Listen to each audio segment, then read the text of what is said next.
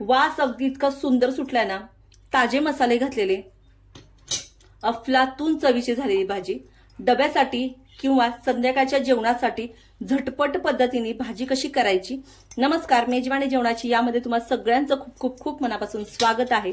तर आज मी करणार आहे नवरोबाच्या डब्यासाठी परफेक्ट ढाबामध्ये किंवा रिसॉर्टमध्ये मिळते तशी आणि पण अगदी साधी पद्धत,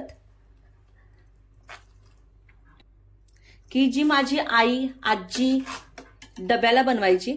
आणि डब्याला बघा शक्यतो आहे ना उसळी बनवल्या जायच्या पहिल्या, आणि अगदी रबरबीत भाजी सुद्धा बनवायची याची।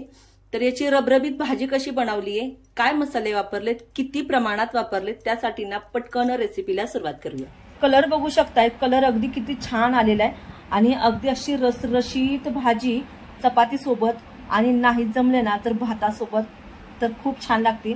आणि सकाळच्या डब्यासाठी ना अगदी उत्तम असा पर्याय आहे। जर अशी भाजी जर डब्याला दिली ना तर कौतुकाची थाप तर पाठीवर पडणारच।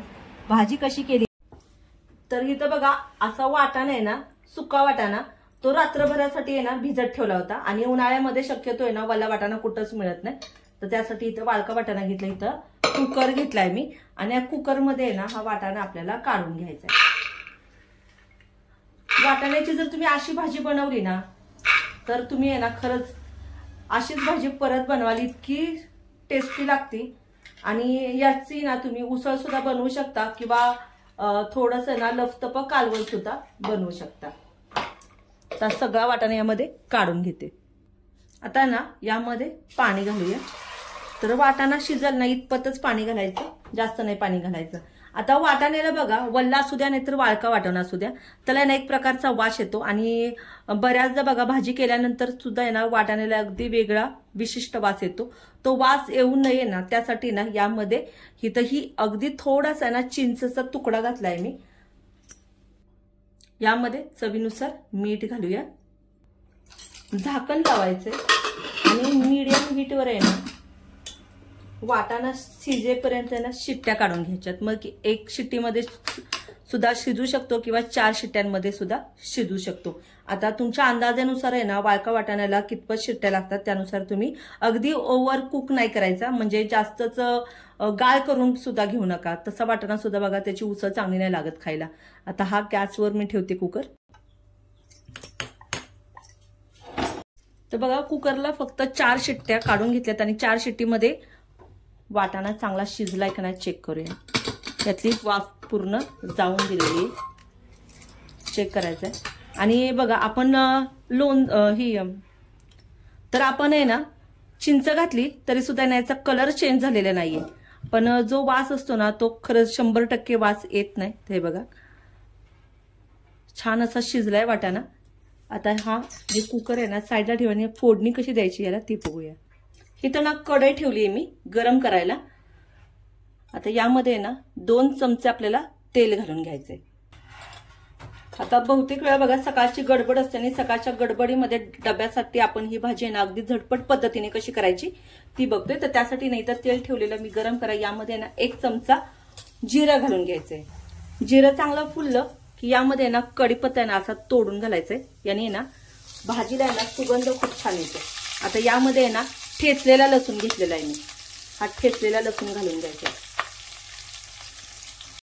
आता यामध्ये ना पाव चमचा हिंग घालायचं, कारण हिंग का घालायचं, आपण वाळका वाटाणा घेतलाय आणि वाळका वाटाणा आहे ना पचायला जरा मदत होती हिंग घातलं तर। आणि ही फोडणी ना चांगली अशी परतून घ्यायची आहे यामध्ये।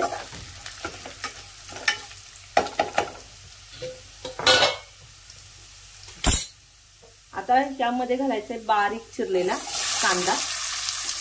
तर कांदा ना बघा आपण ज्यावेळेस उसळ करत असतो ना तर त्या उसळीला कांदा थोडासा जास्त घातलाय ना तर कांद्यामुळे ना उसळीला चव खूप छान लागते।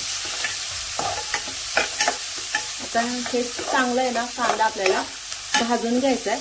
कांदा शक्यतो आहे ना बघा उसळीमध्ये थोडासा आहे ना आरत कच्चा ठेवला ना किंवा थोडासा आहे ना असा क्रंची ठेवला ना तर उसळीला आहे ना चव छान लागते।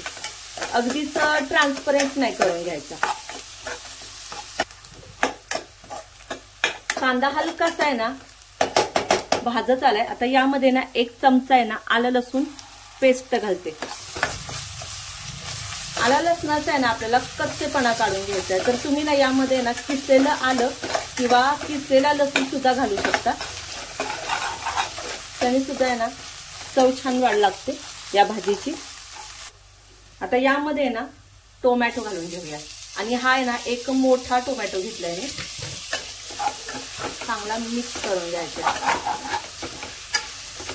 आता टोमॅटो आहे ना लवकर शिजण्यासाठी यामध्ये मीठ घालून घेते, त्यामुळे काय होईल टोमॅटो ना चांगला मऊसूद होईल।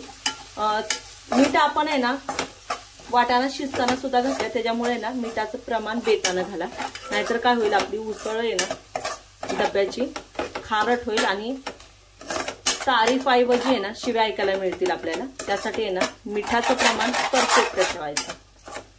मीठ बघा परफेक्ट असलं ना कोणत्याही भाजीला तर त्याची चव आहे ना खरंच खूप छान लागते।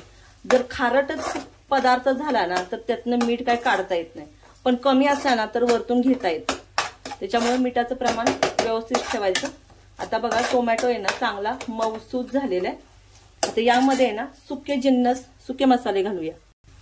1 चमचा धनेपूड घालते, 1 चमचा भाजलेल्या जिऱ्याची पूड अवश्य घाला, वास आहे ना भाजीला खरंच अफलातून येतो।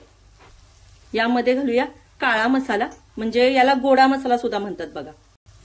या इथं घालते 1 चमचा सातारी लाल तिखट, तर हे आमचं सातारी पद्धतीचं लाल तिखट आहे, अगदी झणझणीत आणि ठसकेबाज सातारी लाल तिखट असतं। यामध्ये थोडासा आहे ना गरम मसाला घालते आणि सगळे ना व्यवस्थित असं मिक्स करून घेऊया। आता यामध्ये आपण टोमॅटो घातलाय, मसाला घातलाय, तर मसाला खाली करपू नये ना यासाठी ना अगदी 2 चमचे यामध्ये पाणी घालून घ्यायचं। याने काय होईल मसाला चांगला शिजला जाईल आणि आहे ना भाजीला ना टेस्ट सुद्धा छान येईल।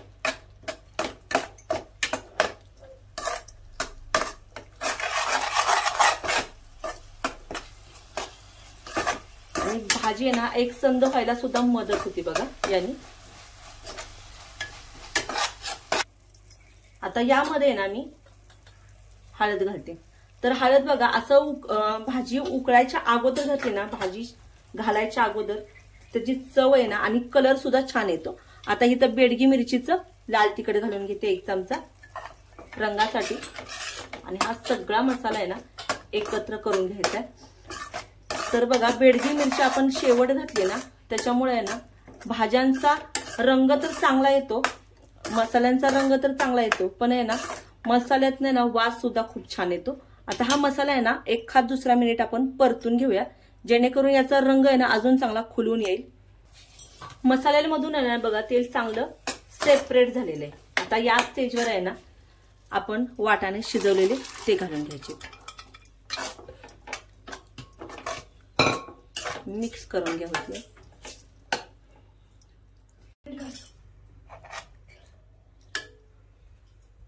आता यावर आहे ना सुक्या मिरच्या घालून घेते।